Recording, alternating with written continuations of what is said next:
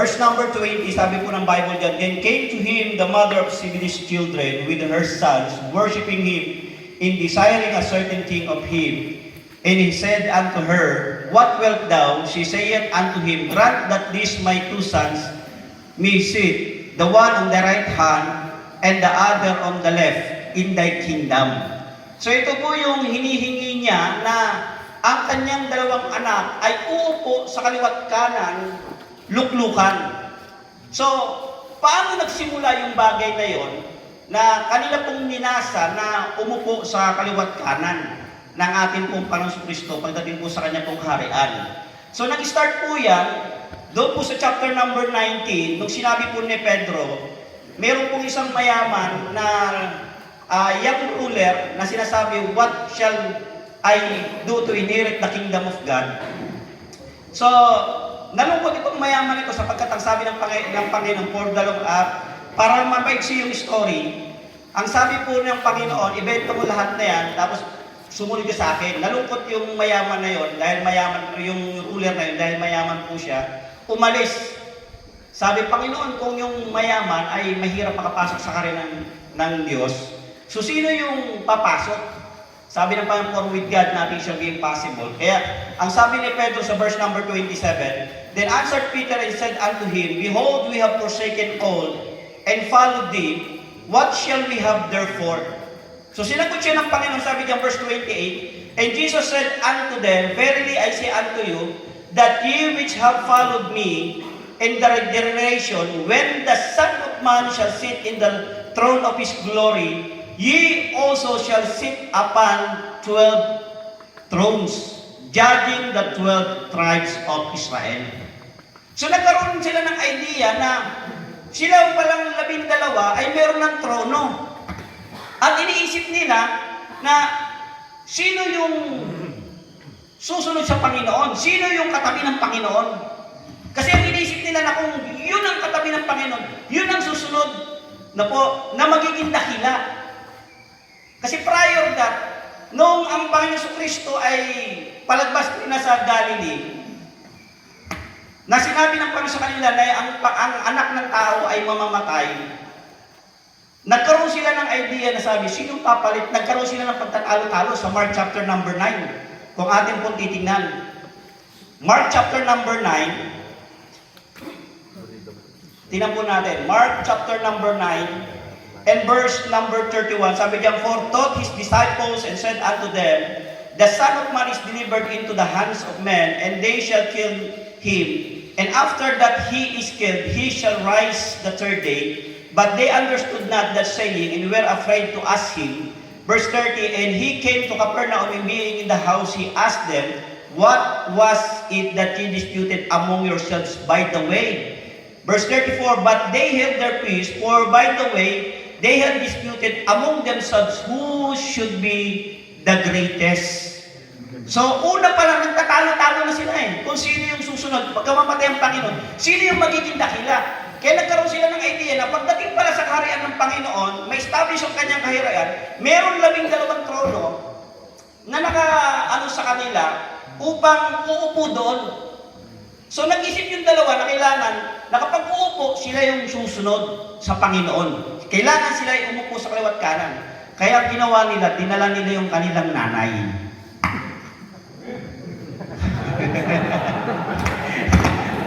Para mapagtibay yung kanilang pagnanasa na i-grant ng Panginoon yung kanilang petition. Mga mamas boy pala ito. Okay? So, kung titingnan po natin, in verse number 24, at sa Matthew chapter number 21, ang sabi niya, And he said unto her, What will thou? So, ang naghihingi dito, yung nanay na, para lang yung kanyang dalawang anak, mainuklog sa kaliwat kanan niya. Nagtataka ko bakit sinama niya yung kanilang nanay. Nung inaral ko po ito, yung nanay pala nila ay kapatid ng tatay ni Jesus sa laman. Oh, medyo meron pong Kamag-anak system. connection na. So kaya, gusto nila mangyari, kaya they ask by favor. Kasi meron silang family relationship eh. Kaya kung meron mang susunod na uupo, Dynasty. mabibigyan niya ng pagkakataon na Political dynasty. maisa katuparan yung kanilang petition. At nakikita rin naman ng nanay, sige, samahan ko kayo kasi hindi lang naman family na meron tayong connection sa kanya. Kung hindi, parang nakikita ko kayo yung favorite ng Panginoon eh. Di ba lagi kasama si James ng Panginoon? Kaya nung makita ng Panginoon yon, ang sabi diyan sa verse number 22, but Jesus answered and said, you know not what ye ask. Hindi ninyo alam kung ano ang inyong hinihingi. So verse number 22, sabi niya, are ye able to drink of the cup that I shall drink of, and to be baptized with the baptism that I am baptized with? They say unto him, we are able. Kumbira. Ang pagkaintindi nila, sabi niya, yun lang pala, iinom lang pala, at saka kakain ng tinapay at maliligo. Kaya namin yun. Kaya sabi ng Panginoon, hindi ninyo alam kung ano yung hinihingi ninyo eh.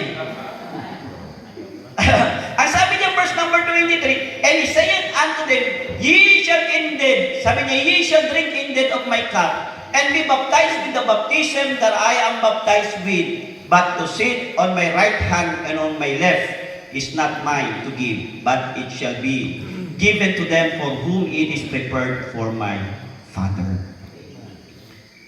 So wala pala sa katatayuan ni Kristo na magdi-decide kung sino yung uupo sa kaliwat kanan niya para magiging dakila.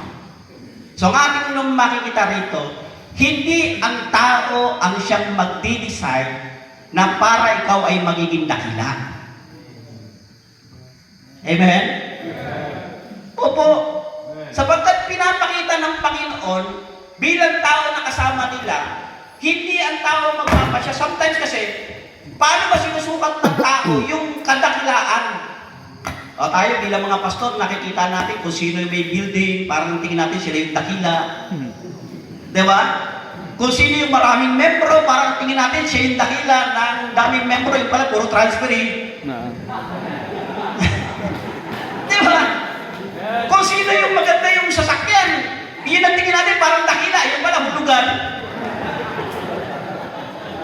Then, pinimeasure natin ang pagiging dakila ng isang tao sa pamamagitan ng anong bagay?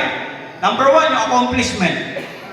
Nakikita natin kung ano yung accomplishment nila eh. Pangalawa, yung ability nila. Ay, mas patalino to ah. Kita mo sa sobrang talino, napunta si Kristo sa impyerno. Diba? Kaya maraming tagasunod. Maraming nawasak na church dahil bobo yung mga ano eh. Ay, sorry po ha. Bobo raw yung mga pastor. Kaya talino eh. Kaya parang tingin niya, siya yung dakila. Hindi lang yung ability, accomplishment, sometimes yung accessories. Nakikita natin yan, di ba? Pinimeasure natin ng ganon. Pero ang problema, ang sabi ng Panginoon Kristo, ang Ama ko ang siyang makapagpapasya lamang yan sapagkat ang magja-judge sa atin, pero para maging dakila tayo, hindi yung mga tao nakapaligid sa atin, kundi yung Diyos na nasa langit. Amen. Kasi yung Diyos na nasa langit, makikita natin, hindi natin kayang kayain yun. Akala natin makukuha natin ang Diyos sa pamamagitan ng connection. Hindi po. Amen? Kaya yung pagnanasa nila, sabi ng Panginoon, alam mo, hindi ninyo alam kung ano yung hinihingi ninyo. Dahil kung alam na nila yung ibig sabihin ng Panginoon, na sinasabi ng Panginoon dito, na kailangan kayo ay uminom kung saan ako iinom, saro, at mababautismuhan kung saan ako mababautismuhan. Speak about yung tinatawag na sacrificial offering ng Panginoon. Ang sabi ng Panginoon, truly, you shall drink thereof and be baptized with the baptism that I shall baptize you. Alam na ng Panginoon eh, kasi meron siyang foreknowledge na sabi niya, itong mga disipulo ito, kung anong mangyayari sa akin, ganoon din yung kanya nahihitatnan eh. Amen? Kaya kung alam nila dyan yun, at saka ni James, sasabihin siguro nila, Panginoon, huwag na lang. Ang hirap pala niyan, mamamatay pala kami dyan. O kaya yun po yung makikita natin na petition. Pangalawa yung makikita po natin dyan, dahil eager sila na makuha yung bagay na yan, nagkaroon po ng indignation doon. Nang marinig ng mga 10 yun, aba, kumbira itong dalawang ito, napakagahaman. Nagalit yung 10. In verse number 24, and when the 10 heard it, they were moved with indignation against the 2 brethren. At nung malaman ng Panginoon niya na medyo nagkakaroon ng paniniglihi yung 10, tinawag nila ng Panginoon yung 10. Ang sabi po diyan, verse number 25, but Jesus called them unto him and said, You know that the prince of the Gentiles exercise dominion over them, and they that are great exercise authority upon them, but it shall not be so among you. But whosoever will be the great among you, let him be your ministers, and whosoever will be the chief among you, let him be your servant.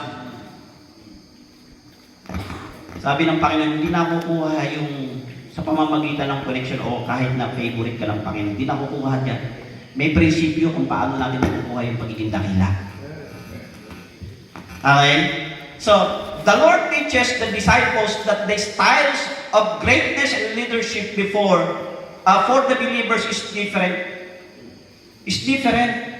Kaya ang sabi niya in verse number 20, but it shall not be so among you. Kasi ang pagkakaintindi po ng dalawa, kaya gusto nilang makuha yung susunod sa Panginoon na magiging hari. Kasi nakita nila eh.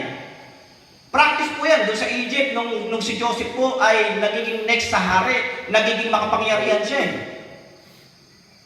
Diba? Pag kayo susunod bilang hari, no? Pag kayo susunod doon, anong meron ka? Nandoon yung power. Nandoon yung possession. Nandoon yung pleasure. Yun yung pagkakaintindi nila. Na kapag ka sila yung nagiging dakila sa mundong ito. Kaya lang sabi ng Panginoon, hindi ganyan, hindi ganyan. Huwag mangyari sa inyo yan, nakagaya ng pag-iisip ng mga hintil. Okay? So, because the Gentiles leaders dominate in dictatorial passion, using carnal power and authority. So as pastors, we are reminded by Peter in his writings that we should not be Lord over God's heritage, but being example for the flock. Sapagkat sometimes tayo parang mga pastor, parang umaas na tayo sa church na parang bilang Panginoon na eh. Meron pa nga ako narinig sa mga pastor na kapag ka nagtuturo sa kanila, na kapag ka makilabutan kayo, matakot kayo, kapag kayo pastor ninyo, nagwawalis na. Ibig sabihin, ang pastor pala hindi po pwede magwalis. Hindi pwede magtrabaho. Dahil Panginoon eh. Di ba pinapaalala na ni Pedro sa kanila, naintindihan ni Pedro na hindi dapat tayong magiging Panginoon over God's heritage. Amen? Huwag natin alipinin, huwag natin alilain. Dahil ang gusto ng Panginoon na magiging prinsipyo ng mga gustong magiging dakila, dalawang bagay lang yung ibinigay sa atin. And verse number 26, sabi diyan, but whosoever will be great among you, let him be your minister. Pag titingnan po natin sa Greek word yung minister, it means diakonos. Ang diakonos po means to an assistant or waiter.